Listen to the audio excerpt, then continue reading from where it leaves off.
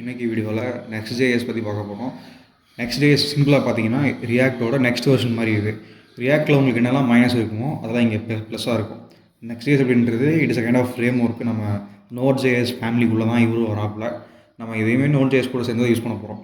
So நம்ம இதர் TypeScript use பண்ணலாம், இல்லை ஜாவாஸ்கிரிப்ட் யூஸ் பண்ணலாம். நம்ம யூஸ் தான் நம்ம இங்கே ஜாவாஸ்கிரிப்ட் யூஸ் பண்ண போகிறோம்.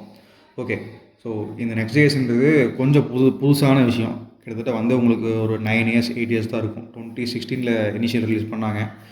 அண்ட் இப்போ நம்ம ஜஸ்ட் ஹலோ வேர்ல்டு போட்டு பார்க்க போகிறோம். எப்படி சிம்பிளாக ப்ராஜெக்ட் க்ரியேட் பண்ணுறது அதை மட்டும். ஸோ நான் டெர்மினல் ஓப்பன் பண்ணிக்கிறேன். இந்த டெர்மினலில் npx create நெக்ஸ்ட்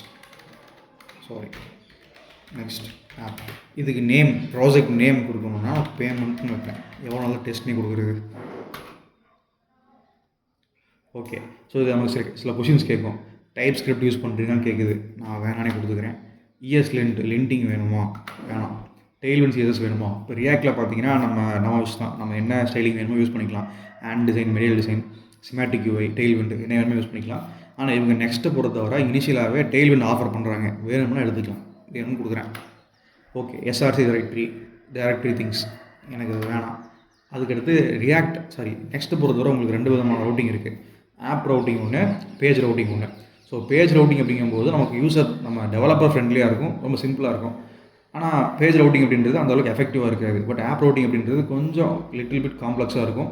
ஆனால் உங்களுக்கு பர்ஃபார்மன்ஸ் லெவல் நல்ல ஃப்ளெக்சிபிலிட்டி அண்ட் நல்ல பர்ஃபார்மன்ஸ் அதிகமாக இருக்கும். ஸோ ரியாக்டில் இந்த ரவுட்டிங் எல்லாமே கொஞ்சம் தலைவலியான வேலை. ஆனால் இப்போ Next.jsல இது கொஞ்சம் பெட்டராக பண்ணியிருக்காங்க. கொடுத்துருக்கேன். டர்போ பேக் வேணாம்.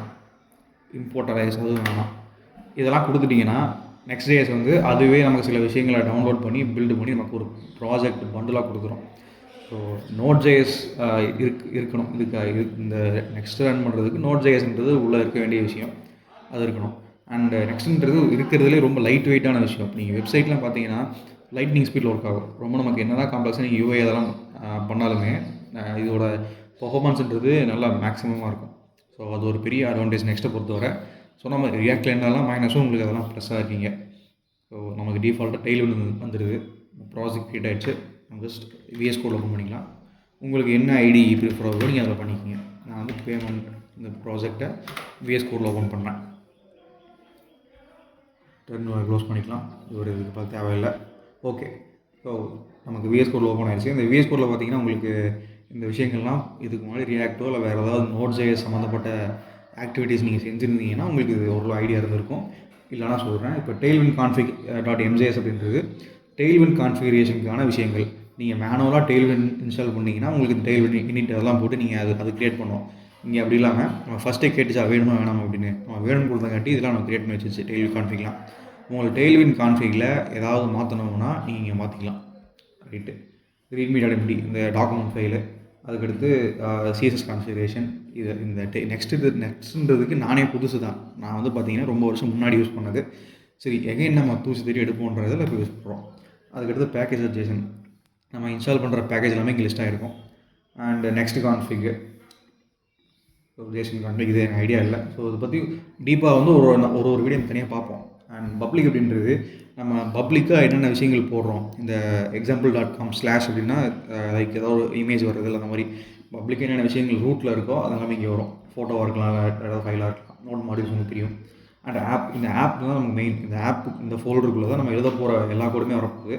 அண்ட் இதுக்குள்ள பேஜஸும் வரும். ஸோ இனிஷியலாக பார்த்தீங்கன்னா ஃபேவ் ஐக்கான் தெரியும்னு நினைக்கிறேன். அண்ட் குளோபல் சிஎஸ்எஸ் குளோபலாக நம்ம அப்ளிகேஷனுக்கு வெப்சைட்டுக்கு வந்து ஒரு ஸ்டைல் கொடுக்குறோம்னா அது கொடுக்கலாம். லைக் ஃபாண்ட் மாற்றுறது, இல்லை ஒரு பேக்ரவுண்டு அந்த மாதிரி நமக்கு கொடுக்குறதுனா கொடுக்கலாம். இங்கே அதுக்கடுத்து லே அவுட்டு தான் பார்த்தீங்கன்னா நமக்கு என்டையர் வெப்சைட்டுக்கான ஒரு ஸ்ட்ரக்சரை கொடுக்குறது. நமக்கு நெக்ஸ்ட்டை பொறுத்தவரை உங்களுக்கு ரொம்ப எஸ்இஓ ஃப்ரெண்ட்லி. எஸ்இஓ பண்ணுறதுக்கு மிக ரொம்ப ஆப்டான விஷயம் Next.js.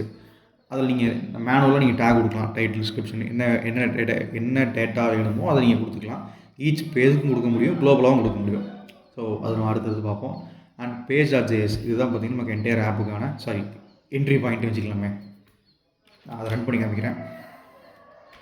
npm run dev.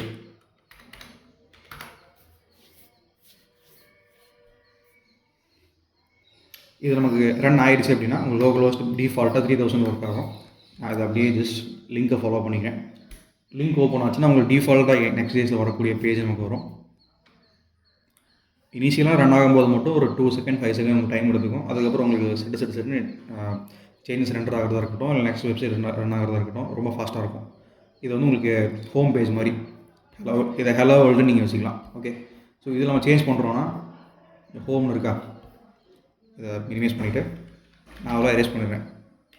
Erase பண்ண பிறகு export default function home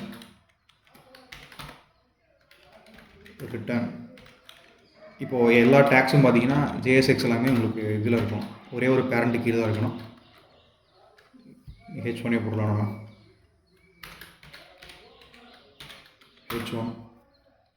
H1ல் centre கொடுத்துக்கலாம்.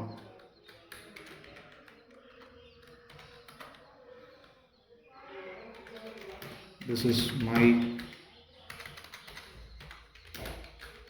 first next website. ஓகே, இப்போ நான் சேவ் பண்ணுறேன். எனக்கு இன்ஸ்டண்ட்டாக அங்கே ரெண்டர் ஆகும் பாருங்கள். ஓகே, ஸோ இதுதான் நெக்ஸ்ட் டேஸில் இருக்கக்கூடிய அந்த பர்ஃபார்மன்ஸ் விஷயம். நீங்கள் வெப்சைட்டை வந்து ரிஃப்ரெஷ் பண்ணாலுமே வித்தின் ஃப்ராக்ஷன் ஆஃப் செகண்ட் உங்களுக்கு ஆகும். ரியாக்டோடவே நல்ல பர்ஃபார்மன்ஸ் அதிகமாக இருக்க விஷயம். இது ரியாக்ட் லெவலுக்கு நம்ம பாப்புலாரிட்டி வரல, இன்னும் இவர் வளர்ந்துக்கிட்டு தான் இருக்காப்புல. ஸோ ஹோப்ஃபுல்லி நமக்கு சீக்கிரம் இதோட யூசேஜ் அதிகமாக வரும்னு நான் நினைக்கிறேன். ஸோ நம்ம இதை பற்றின அடுத்தடுத்த விஷயங்களை நெக்ஸ்ட் வீடியோவில் பார்க்கலாம். இதுவே உங்களுக்கு லென்த்தாக போயிடுச்சு, ஒரு 7 நிமிஷம் கிட்ட போயிடுன்னு நினைக்கிறேன். ஓகே, உங்களுக்கு ஏதாவது சந்தேகங்கள் இருப்பின் அதனை பதிவிடவும். நம்ம அடுத்த வீடியோவில் சந்திப்போம்.